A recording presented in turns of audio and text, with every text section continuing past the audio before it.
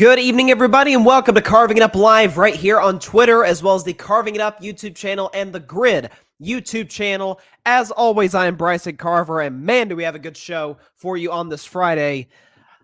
Nuggets are up 2-0. I had the Lakers not just winning last night, but winning by 15. Clearly, I was dead wrong on that, although I did say Lakers plus 5.5, and by the skin of their teeth, they covered that. Thank God for a Jamal Murray missed free throw with 20 seconds left. Am I right?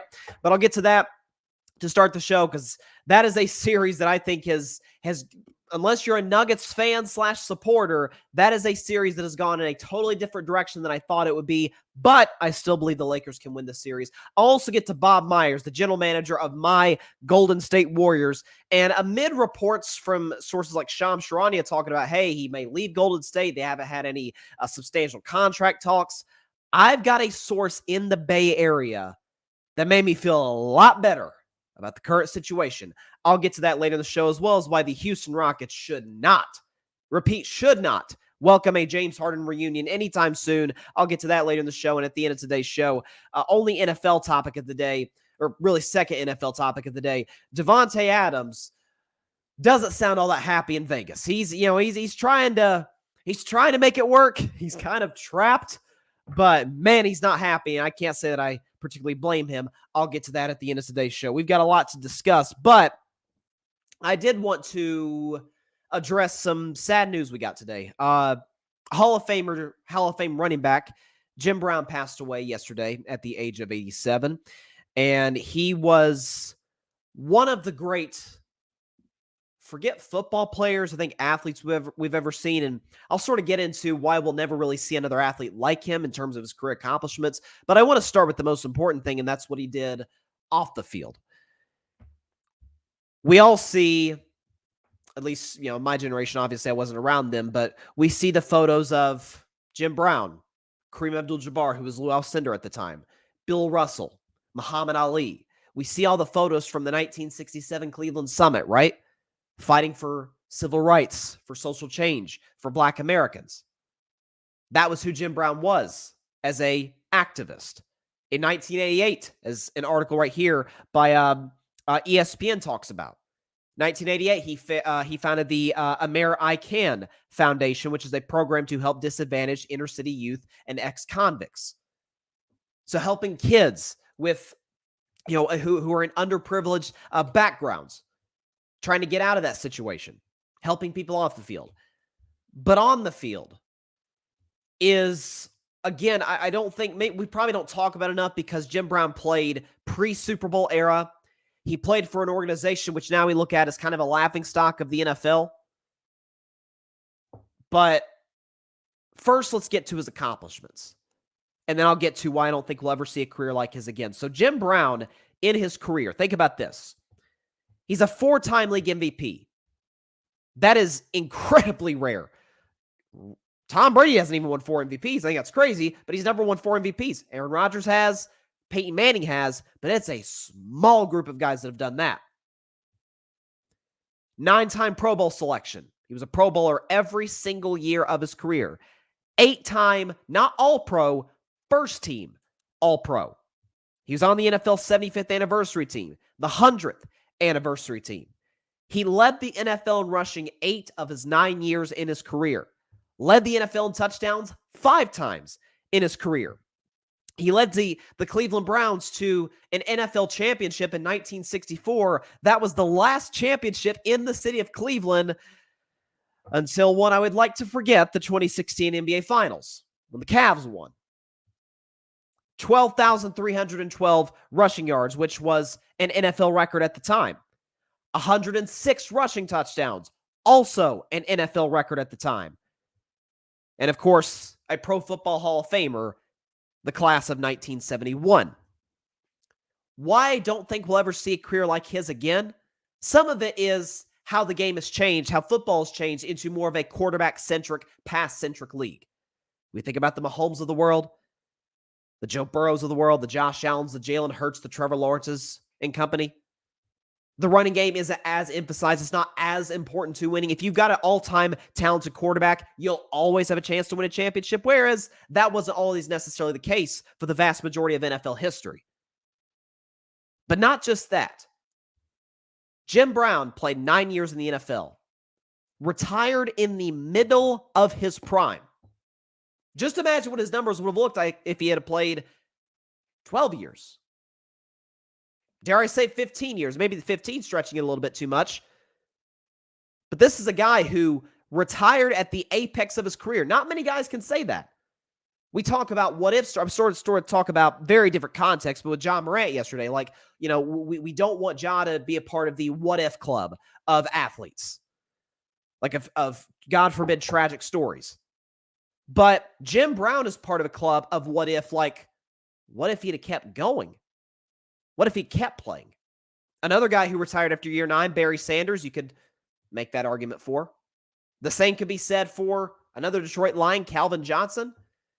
Even Tom Brady last year, I'm talking about his first retirement. I remember talking about in the show, like, wow, Tom Brady now sort of joins this club where it's, man, what more could he have done if he hadn't retired seemingly still in his prime? Michael Jordan, when he retired in 1998, yes, he came back in 2001, but we knew he wasn't in the same physical shape that he was beforehand, wasn't the same MJ, wasn't Jumpman.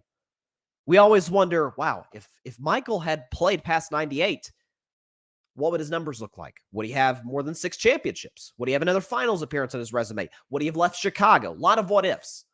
The same could be said about Jim Brown. For him to accomplish on the field what he did, and yet it still pales in comparison to what he did off the field. His activism till his final breath on this earth. May Jim Brown rest in peace. Continue prayers to his family, to his wife, Monique, his children, loved ones. Definitely an all-time legend we lost within the last 24 hours. When you think about it's that big four. We think about those athletes, again, at the Cleveland Summit. Muhammad Ali, who's no longer with us. Jim Brown, who's now no longer with us. And then you think Bill Russell, who passed away last year, and now Kareem is one of the guys still among us. All-time legends, and Jim Brown certainly will be missed. Passed away yesterday at the age of 87. May Jim Brown rest in peace.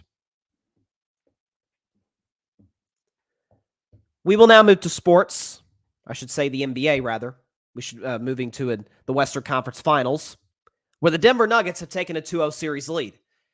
I think in surprise to people like myself, who I think it'd be too harsh to call me a Nuggets hater. I mean, I bought into them as contenders virtually all season long. I did pick them to win their first 2 playoff series, so I think calling me a Nuggets hater would be a little harsh. But a Nuggets semi-skeptic, I think it's be how you describe me. But trust me, many people in the media have been far more skeptical about the Denver Nuggets this season. It seemed like everybody picked the Suns. Oh, yeah, Suns beating the Nuggets the second round. I, for one, picked Denver because I said Suns don't have the depth.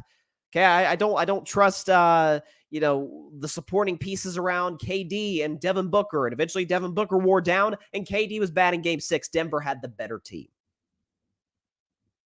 So I can't say I've been, mean to Denver. I think Denver's a great city. But they're up 2-0 in this series.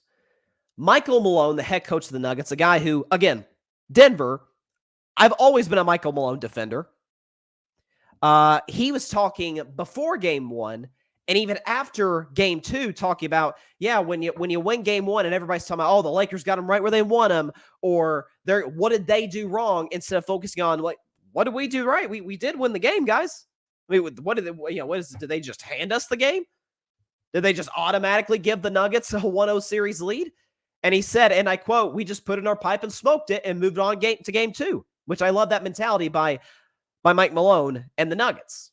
And so, out of respect to him and out of respect to the Nuggets organization and team in particular, let's talk about Denver first, because they deserve their shine. They did, after all, win the game. I want to start with Jamal Murray, because he's the man of the hour.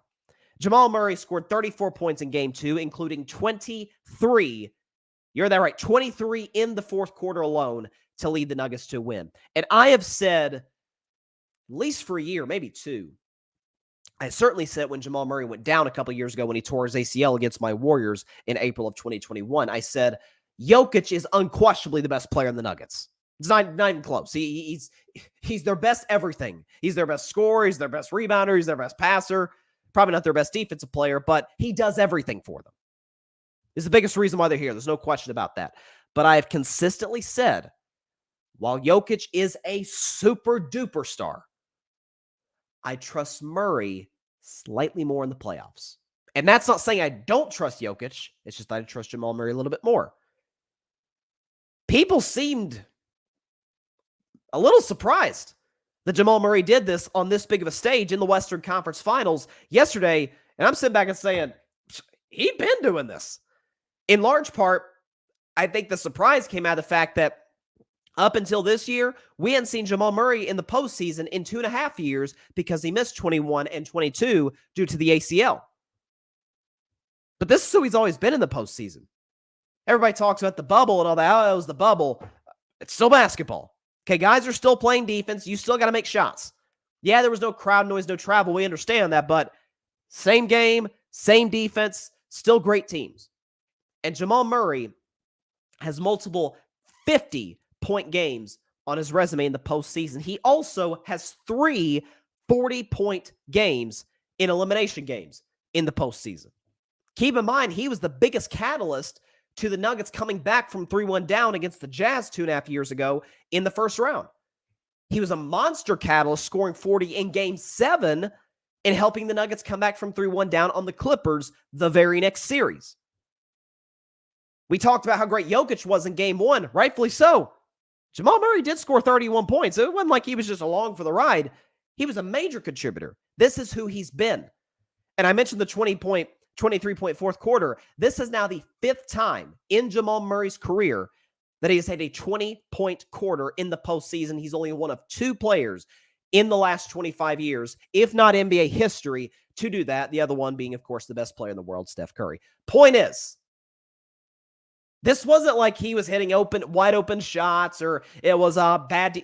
No, Jared Vanderbilt, LeBron James, guys regarding him were right in his grill, right in his face, and he was still making tough threes, shooting them from Steph/Dame range out there, breaking guys down off the dribble, step back. That's what he does in the biggest games, particularly in the fourth quarter.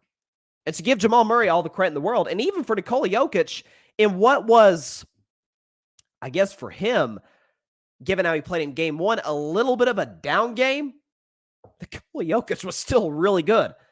23, 17, and 12. I'll take that. Albeit inefficient, but it happens. I mean, you're not going to be shooting 50% every playoff game. Yeah, I'll take 23, 17, and 12 any day of the week. They got big-time contributions from Bruce Brown. Bruce Brown, who, by the way, 2 for 4 from 3. Mark Jackson adequately pointed out on the broadcast, talking about, hey, Bruce Brown, the Brooklyn Nets used to have to take him out late in games because while he was an excellent on-ball defender, you couldn't necessarily trust him to knock down an open 3. Now Denver can because he's worked on that aspect of his game. Are you listening, Ben Simmons? That's fine. He doesn't care about basketball. Michael Porter Jr., 4 for 7 from 3. Again, as we all know, the old rule in sports, role players always play better at home. As you give credit to the Nuggets, they held serve at home. They're up 2-0. And this whole, we talk about playoff Jimmy, and rightfully so. He just goes in a whole different zone in the postseason. But second to that, and I've been saying this, is playoff Murray. Like, he's been doing this if you look back at what he did in the 2020 postseason. He didn't get the opportunity to show us in 2021 and in 2022 due to injury. Now he's back. Shocker, shocker. Playoff Murray also is back. So props to the Denver Nuggets. Let's move to the Lakers, though, because that's where all the attention is going. First off, I'm hearing a lot of, and I've talked to some Lakers fans over the past 24 hours about, what adjustments they need to make, going back home for Game 3 and 4, what needs to happen. I saw a stat. My buddy Barry Grant Jr. sent this to me this morning, and so I'm giving him the credit for sending this. D'Angelo Russell is a large reason that the Lakers are down in this series. He's played 50. He's been in this series on the floor 59 minutes. The Lakers are a minus 41. Why is that? Knows what the Nuggets are doing. They just keep going at him in the pick and roll. As good as a shot maker as he can be from time to time, although we haven't really seen that thus far through the first 2 games, he is a bad defender. On a team that's the best defensive team in the league, they can kind of hide him. Denver's like, we're not going to let you. We're going to find a way to get Jamal Murray matched up against him and let him go to work one-on-one. Without D'Angelo Russell on the floor for 37 minutes, the Lakers are a plus 30. Okay, that's it's a big swing there. Minus 41 plus 30. You do the math there. So my view, which Darvin Ham, he did make adjustments against my Warriors, which surprised me. That's not at least what he's shown in his first season. That hasn't necessarily been in his DNA. A big adjustment for me is switch out Schroeder with Murray. Switch out Schroeder with D'Lo. Put Schroeder in the starting lineup. Have him guard Jamal Murray. Have D'Lo as sort of that scorer off the bench. If he doesn't work, take him out. Like don't allow him to mess up the flow of the game. And also replace Jared Vanderbilt with Rui Hachimura. That way, you're better. You get off to a better offensive start, and even more importantly, when Dennis Schroeder goes to the bench, you put Jared Vanderbilt in. Like my thing is, always have either Schroeder or Vando on the floor to guard Murray. He's going to make tough shots, and you got to live with those. But make it as tough as you can make it on him. Vando with his length, although they kind of exposed him, and that's kind of been a weakness of his. I know the Warriors really exposed his. That's why his minutes went down in that series, is he's bad about getting caught in the pick and roll. But you got to at least try it. We'll see what Darvin Ham makes. I would be very, very surprised if the starting lineup remains the same in Game 3 as it's been through the first 2. The second guy I wanted to address, Anthony Davis. Or as I've known him since the first round. Oh, you didn't see that off the screen here. Wait. Coin flip Davis. And it landed, there you go, tails. Not kidding, they got the court here. Landed on tails. She landed tails last night, ladies and gentlemen. I call him Coin Flip Davis because at his peak, guy might as well be the second coming of Akeem Olajuwon. At his floor, he might as well be the worst version of Roy Hibbert. No offense, Roy Hibbert. From game to game, you have no clue what you're getting from Coin Flip Davis. Last night, a game the Lakers really needed to get, again, to win this series. They have to win at least one road game while still holding serve at home. AD, 4 for 15 from the field, 1 for 3 from three-point range, 18 points. Give him credit, 14 rebounds, and solid defense on Nikola Jokic. But offensively, it comes and it goes. How many little 8-foot push shots did he miss outside of the paint? Some of it was the shots weren't falling down. Some of it is they were short. Was that AD's fatigue? Was that another factor? Was the mechanics off? At the end of the day, he missed the shot. Or missed multiple shots, rather. And even late in the game, when the Lakers were trying to get back into it, they've got it to within single digits after being down double digits just a few minutes prior to that. What do the Nuggets do? They clog the paint. They don't allow the Lakers to drive and potentially get to the free throw line. They kick it out to Anthony Davis, who's wide open for a 3. And remember, he just hit a 3 before that to cut the lead for the Lakers late in the game, and he missed a wide open 3. Played right into the Nuggets' hands. Because they know, yes, he hit that 3 before that, but if we lose in part because AD hit a wide open 3, then we lost. Like, he's not a guy. If Austin Reeves hits a wide open 3, that's different. If D'Angelo Russell hits a wide open 3, different story. But Anthony Davis, that's not the strength of his game, obviously. So Coin Flip Davis, I'm going to need to get a better prop than this, but get a little quarter. Oh, there it went. Well, maybe you heard it in the background, but there goes the quarter. We'll get a better prop for it in the future, I promise. But she landed on tails last night. And first and foremost, to me, and I continue to say, I do not care what anybody says, Lakers fans or otherwise, LeBron James is still the best player in the Los Angeles Lakers. And so, as a guy who I considered and have since he broke the all-time scoring record 3 months ago, the guy I considered the greatest player of all time, I'm going to have to hold him to those standards. LeBron didn't play well last night. There's no other way around it. 9 for 19 for the field, 0 for 6 from 3. He still has yet to make a 3 in this series. Now, he was good defensively and has been all series long to this point. So you hope that continues if you're a Lakers fan. Is some of it that he's expending so much energy on the defensive end that he's gassed offensively? Maybe. Is this a strategy move, kind of like when in Game 5 against the Warriors in the last round, where Warriors are down 3-1, they have to win the game. LeBron just kind of goes half speed. He knows Lakers really don't have to win this game, doesn't play well, and then comes back in Game 6 as the best player on the floor, scores 30 with 9 assists and 9 rebounds. Maybe, because he is in year 20. He does have to pace himself more now than he used to in the past. But one thing cannot be avoided. Again, I been a LeBron James fan for a long time. But in the playoffs, and again, this is a guy I've said consistently, the notion that he is not clutch is bogus. Again, he has more playoff buzzer beaters than anybody in the history of the game. It's not Kobe. It's not MJ. It's not Steph. It's not any of these. It's LeBron with 5. But in this postseason, he's not lived up to those clutch standards. This year for LeBron James in the playoffs in the fourth quarter, he's averaging 4.5 points a game, is shooting 35% from the field, and is shooting 5% from three-point range. 1 for 20. There's not much to defend there. LeBron's going to be better in the fourth quarter moving forward. And I know a lot of people are talking it, and I was tweeting during the game, like LeBron's kind of settling for threes right now. Some of that might have been, again, to conserve energy because, again, LeBron is shooting 72% from the field from 2. So evidently driving the basket's working pretty well for him. But is it, again, he's in year 20, age 38. Legs are not as fresh as they used to be. Is he running out of energy to constantly drive to the basket? Maybe. But the fact still remains, he's not playing well in the series, and he's dang sure not been playing well in the fourth quarter of these playoffs. Now, this is LeBron James we're talking about. If there's anybody who knows how to bounce back, it's that guy. And if there's anybody I'm not going to bet against, it's that guy.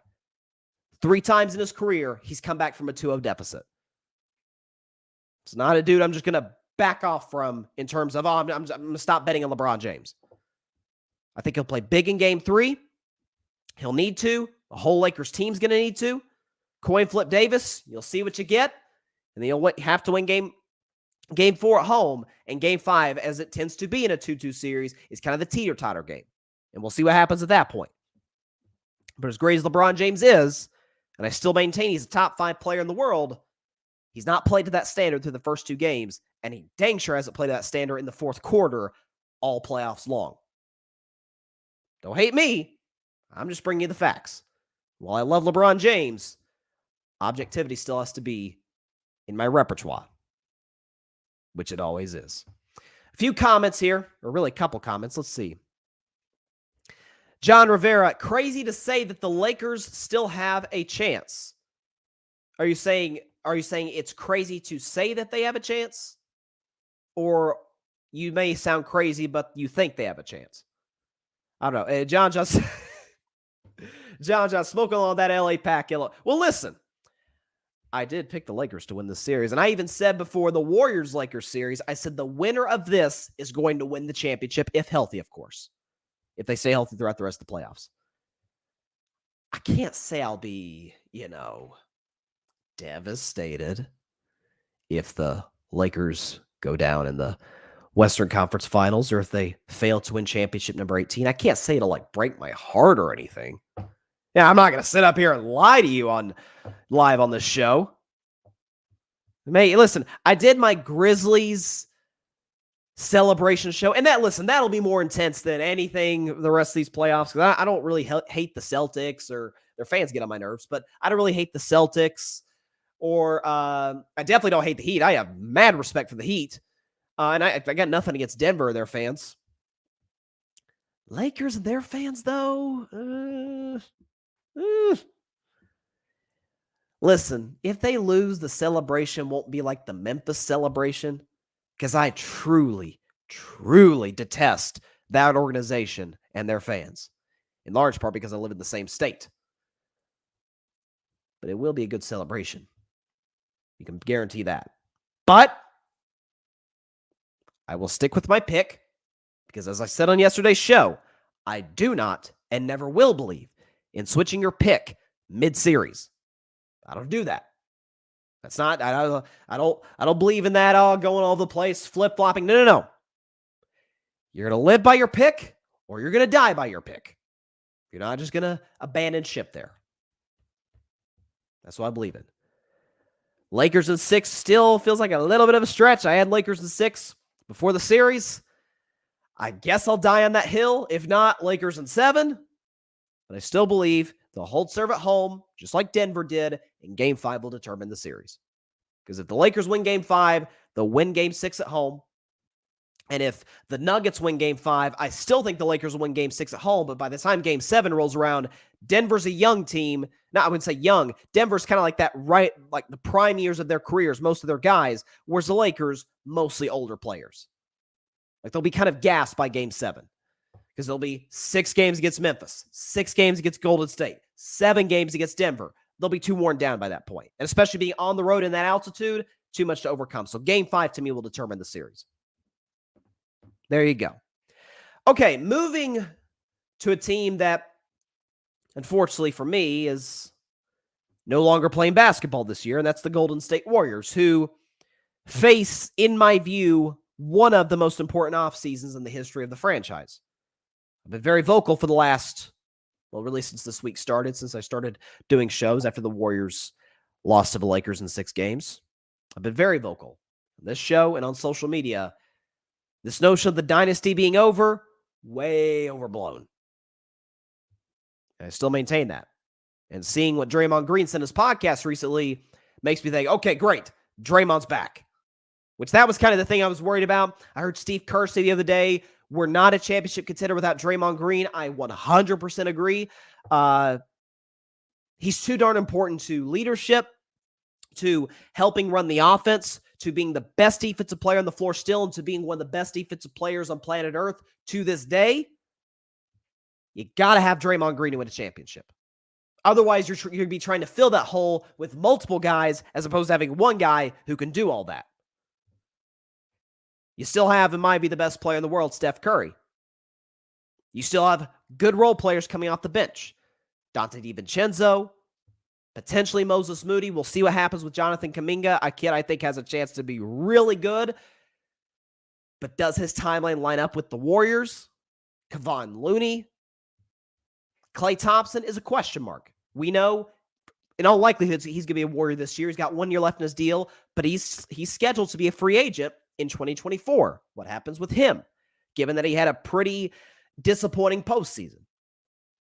But to me, the big fish of the Warriors offseason, and I've said this from the get-go, is retain Bob Myers, who's been the GM of the Warriors for over a decade.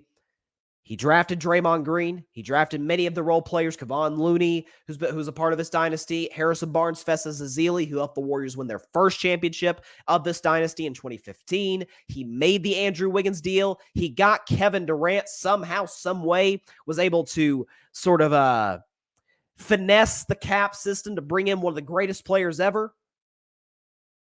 Like I'm hearing some Warriors fans talk about, well, I mean, Bob Myers, he did draft James Wiseman and he did draft Moses Moody and Jonathan Kuminga, who haven't panned out to what we thought they'd be. It's like, okay, Kuminga is raw. Okay, I still think he has a chance to be really good, but does his timeline fit with Steph and Klay and Draymond? That I don't know. I still maintain, with or without the Warriors, Kuminga will be an excellent player in the NBA. Moses Moody, who's getting more minutes, fits more what they do now. Good defender, can knock down an open shot. I think Moses Moody stays and has been a good fit in Golden State, so let's not bash Bob Myers for that. James Wiseman, okay. I was a big Wiseman fan back in the day. I agreed with the draft pick of him back in 2020, so I'm not going to hindsight 2020 this thing, but yeah, it was probably the wrong pick. But Shams Charania reported the other day a couple days ago on Twitter that let me make sure I'm getting this right. Okay. Sources. This is his tweet from 2 days ago. Sources.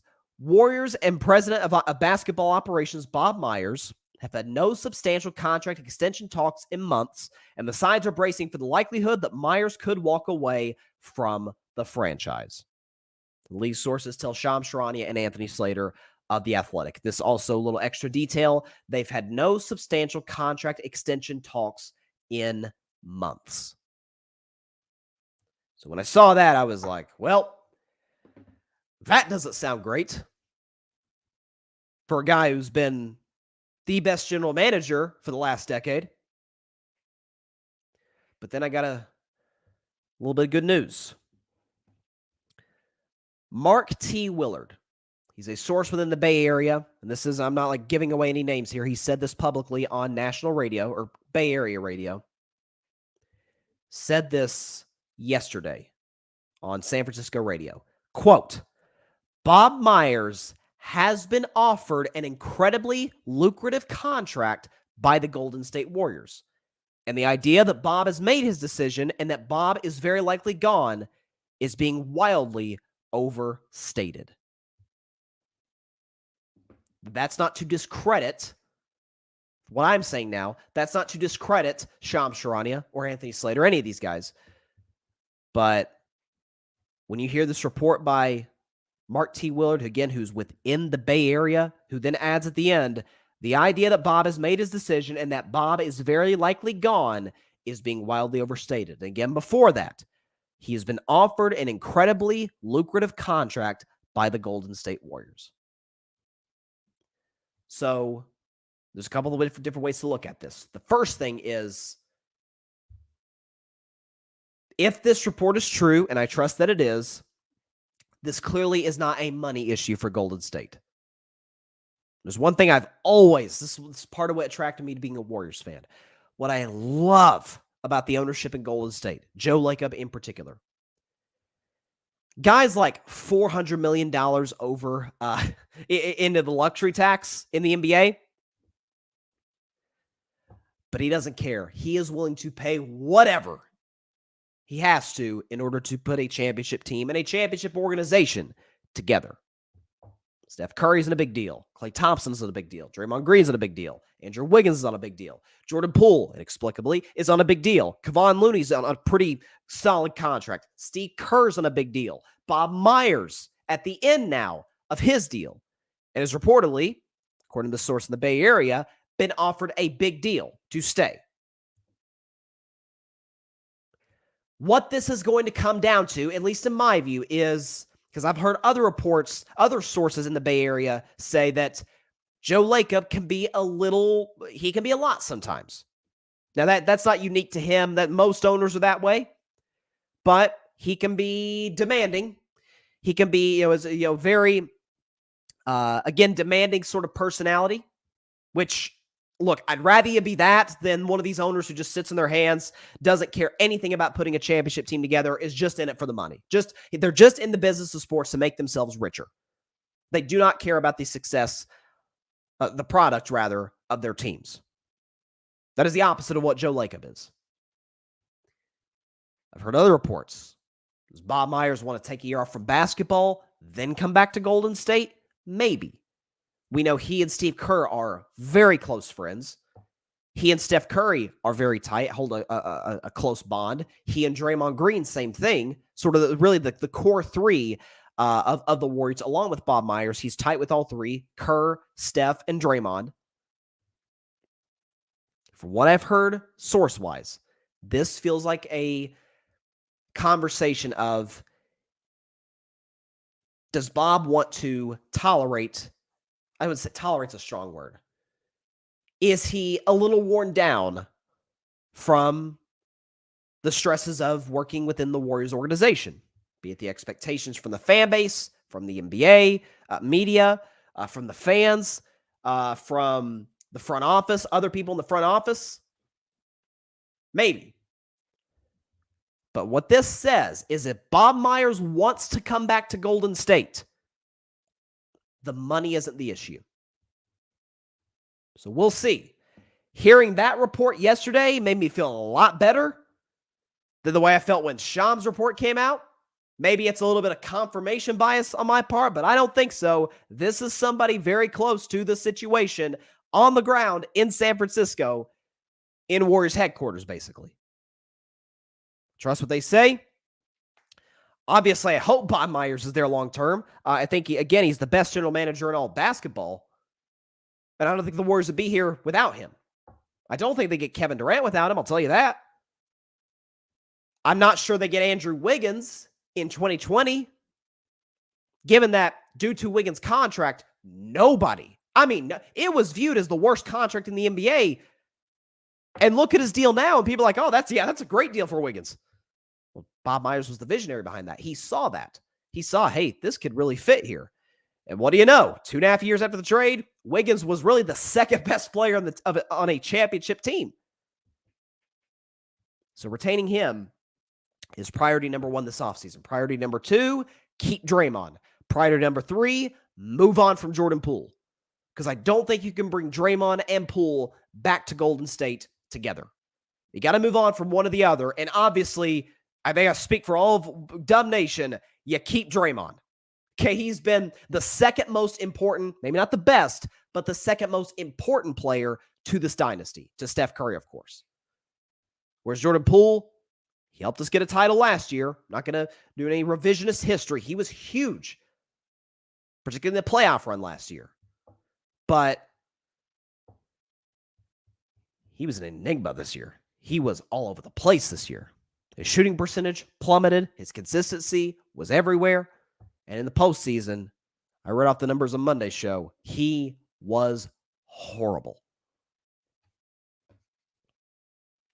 Priority number 4 after that, or priority number 5, I guess, because it's retain Bob. No, yeah, priority number 4, keep Bob Myers, keep Draymond Green, move on from Jordan Poole. And priority number 4, fill in the team with veterans. The Warriors are a little too young, a little too green on the bench. Bringing guys who have been there and done that. Guys who maybe have been on multiple teams. Again, last year, the championship season, you had Otto Porter. You had Gary Payton, which Gary Payton's coming back this year, which is big. You had Nemanja Bjelica. People forget about him. He was a big contributor in the postseason. Played well in the Dallas series. Had a good defensive stretch against Jason Tatum in the finals. Good shot maker. Like, veteran. You know? And Golden State needs to surround their team with a lot of guys like that. So very, very, very important offseason for the Golden State Warriors coming up. Okay. Moving to a team that I did not think I'd be talking about this time of year unless they won the draft lottery, which they did not, the Houston Rockets.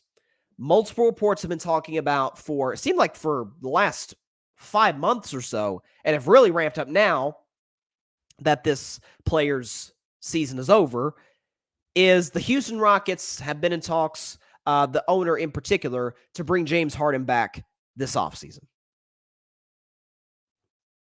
I'll talk about it from Houston's perspective before I get to Philly's perspective. From Houston's perspective and standpoint, there's no way I'm bringing him back. What's the incentive to do so? Is bringing James Harden back going to make you a championship team? Of course not.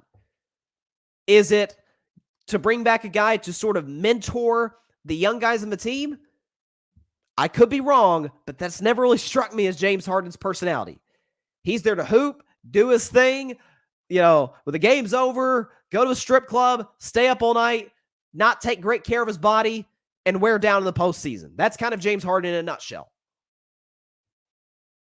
They just hired Ime Udoka as their new head coach. And we know, again, off-court stuff aside, in terms of building a culture, look how quickly he did that in Boston. So now you bring a coach who's a culture builder with a lot of young players. A lot of young players over the past few years that they've drafted or brought in. They need a guy, again, they need to bring in veterans. I keep going back to this for the Warriors, but I think it's even more important for young teams, for teams that aren't going to compete for championship or even a playoff appearance anytime soon, to bring in guys to sort of mentor the young players, the 19, 20, 21-year-olds, to show them the ropes of the NBA, how it works.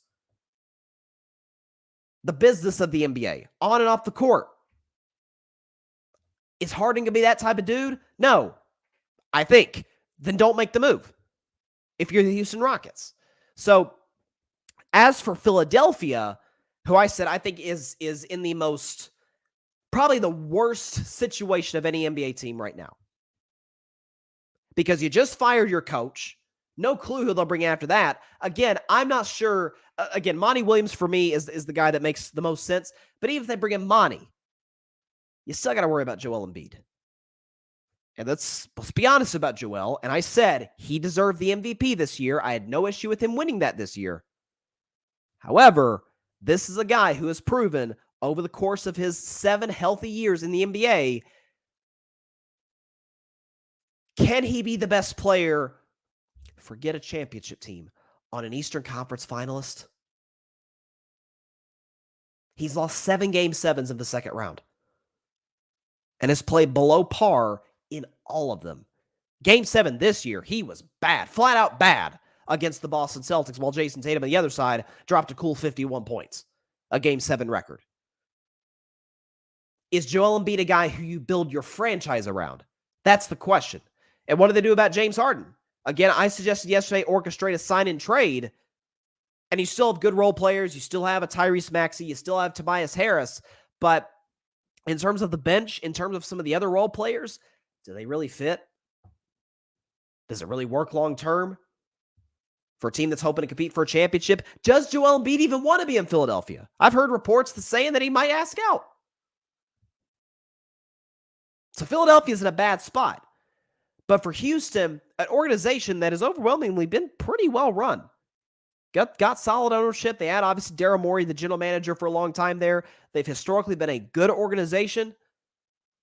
You are in the definition of a rebuilding process. Why bring James Harden back? Again, I always ask any question in sports or out of sports when somebody's making a decision, when I'm making a decision. What am I hoping to accomplish by doing this? What is the end goal stated by making this decision? What is Houston hoping to accomplish by bringing James Harden back? Nostalgia? That's like a Major League Baseball move. You're trying to build a culture. You've got a coach who's shown he's able to do that, capable of doing that. You've got a very young team. Bring in other vets who can help them out. I don't think James Harden's necessarily one of those guys. It's a process. We talk about Philadelphia. Trust the process. Trust the process. That needs to be Houston's model. Houston's catchphrase now. Trust the process. They're capable of doing that. That's why I like the hire. That's why I like the young talent they've got there. Jalen Green, the kid they drafted last year. I'm blanking on his name, from Auburn. Jabari Smith, that's his name. Jabari Smith. Got some good young talent. Alfred Sengun. I think that's the kid they got, right? Is it Sengun that's in Houston? I can't remember. But they've got a good young team. Does Harden make a whole lot of sense going there? I don't think so. Last topic of the day is in the NFL. And it's, again, revolving around a team that I think we would all agree is, at least I'd hope so, is one of the more poorly run franchises in American sports, and that's the Las Vegas Raiders. It's why that when they benched Derek Carr at the end of last season, I rejoiced. I said, thank God, and congratulations, Derek Carr. You are finally going to be moving on to a franchise that wants you, that's well run, that fits what you do best. And while the Saints, for me, was a little bit of a confusing move, a little bit of a head scratcher for Derek Carr, because I don't think that's a team ready to compete for championships right now.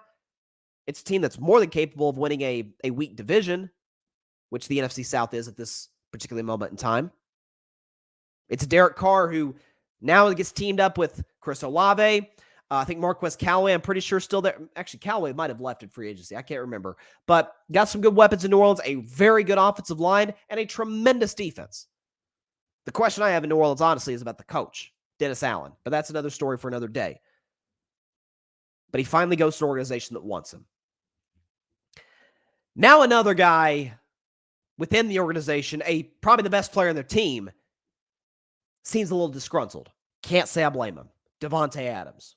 We all know, superstar, arguably the best receiver in the league, his last year with the Green Bay Packers in 2021, was traded the following offseason to the Raiders. He got a 5-year extension as a part of that. He got to play with his college buddy, his college quarterback from Fresno State, Derek Carr. Well, Derek Carr's no longer a Raider, and Davante Adams like, oh, crap, I'm stuck here. But he had a quote recently talking about Josh McDaniels and the front office of the Raiders. He said, and I quote, this is a real quote from Davante Adams, "We don't see eye to eye on what we think is best for us right now. I'm going to have to buy into this offense and try to be as optimistic as possible. It's not what I expected to happen, but it's something that's the reality now." Yeah, he's not happy. That is the nicest way to say, y'all screwed me over. You brought me here thinking, hey, it's a fresh start. It's a team that hasn't been in the city all that long in Vegas. This will be the Raiders' 4th year in Las Vegas. I get to play with my college quarterback. It's a new coach. It's a new beginning. Plus, get to wear dope uniforms and a great fan base. And a year later, we found out Josh McDaniels, well, I didn't find this out. I've always known this. But he finds out, yeah, Josh McDaniels isn't a very good coach. Yeah, our defense is kind of terrible. Yeah, our division is brutal. And Jimmy Garoppolo is my quarterback now. And I'm kind of stuck. Now, could Davante Adams potentially ask out of Vegas this offseason? Ask out of Vegas midseason? Maybe. But I'm looking at this and I'm saying this is just yet another stain in an organization that, while we talk about the Raiders a lot and they're an iconic NFL brand, again, fantastic fan base, awesome uniforms, the whole bit. I don't think there's an organization in American sports that truly doesn't get enough credit for how poorly run they are. We rip the Browns. In the NBA, we rip like the Orlando Magic, and for years up until this season, the Sacramento Kings. We don't talk enough about how poorly run the Las Vegas Raiders have been, or the Raiders franchise has been, back to their days in Oakland for decades. Folks, they have not won a playoff game in 20 years. They had one of, in my view, top 10 quarterbacks in the NFL in Derek Carr. They have 2 playoff appearances to show for it. And now they have a disgruntled wide receiver, rightfully so, who's like, yeah, this isn't what I signed up for. So, is there a potential that they move on for Davante Adams? That Davante Adams maybe forces their hand to do so? Very likely could be the case. As a matter of fact, I'd be kind of shocked if it's not the case. But this is just yet another example of a franchise in the Raiders that I think has been as poorly run an NFL team as there has been over the past 2 to 3 decades.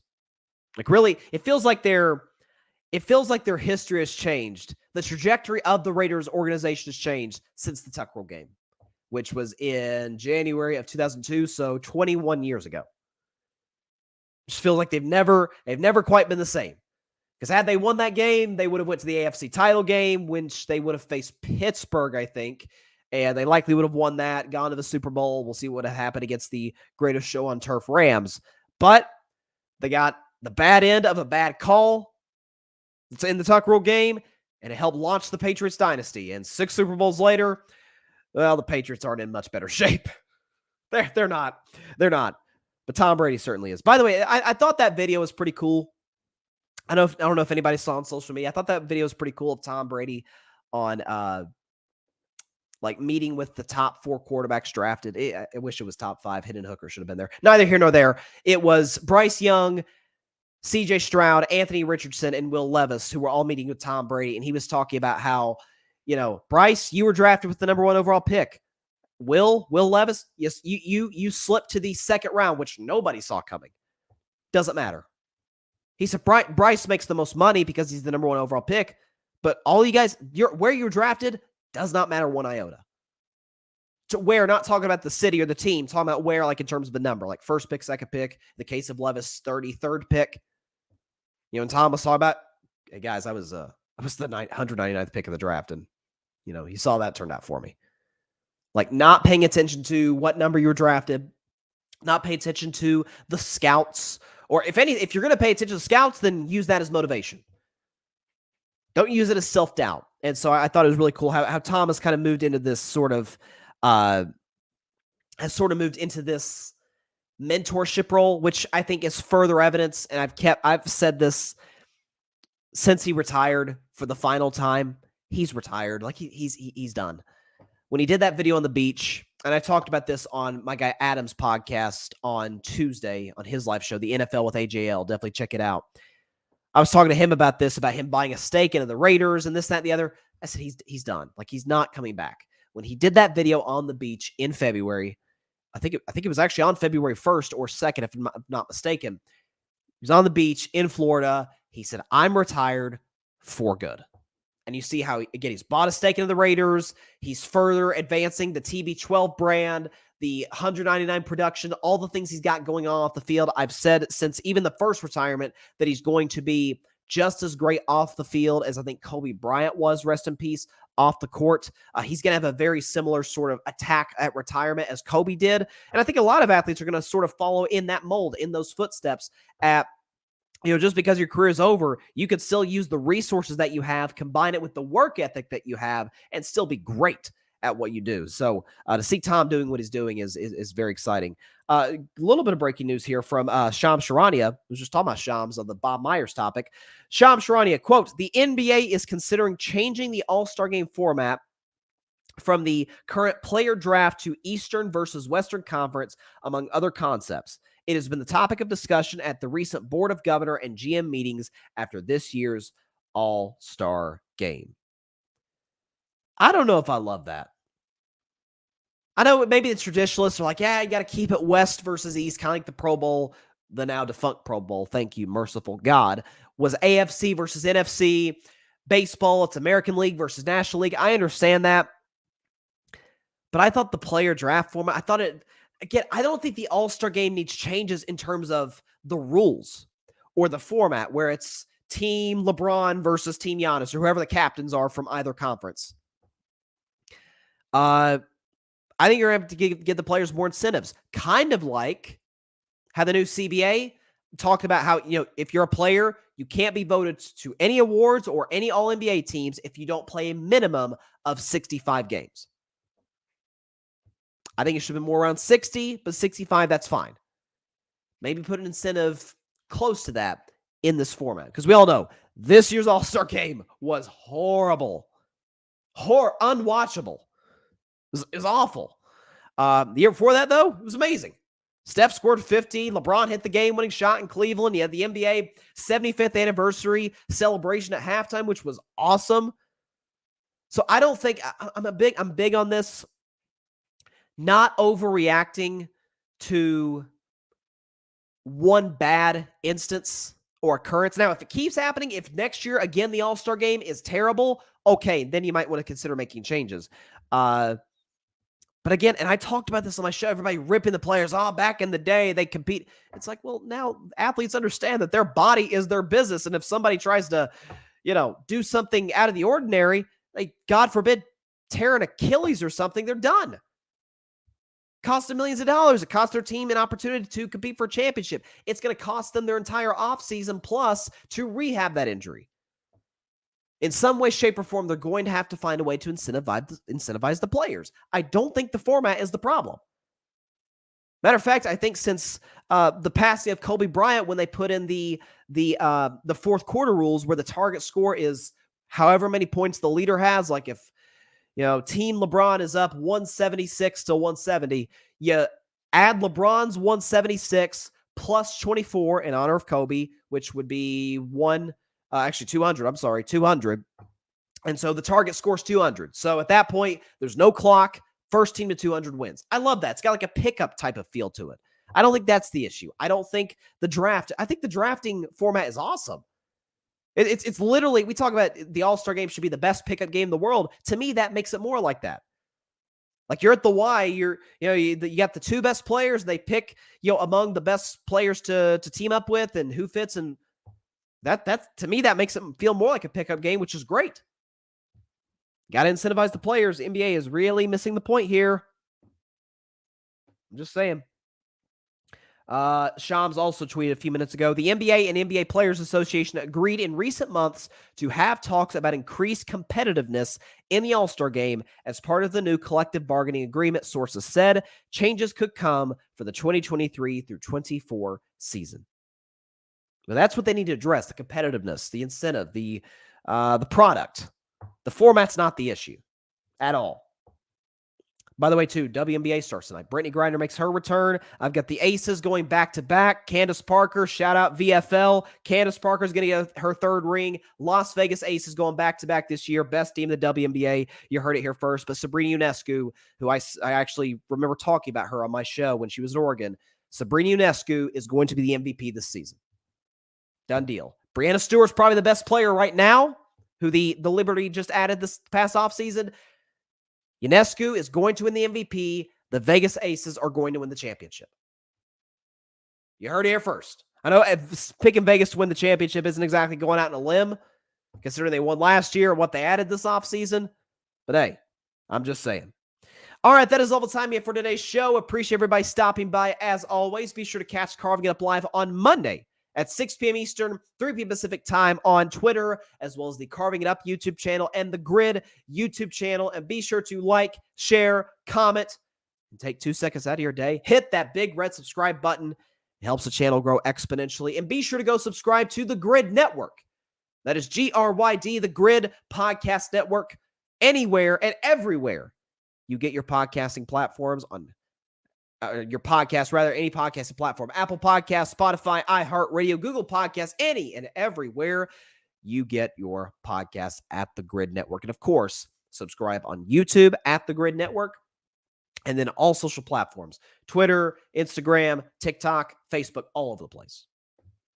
Enter the Grid. All right, have a great weekend, everybody. Please continue to stay safe out there. Please be sure to take care of your physical as well as your mental health, and please be sure to call your local state officials to demand change for gun violence, this horrible problem we have in America.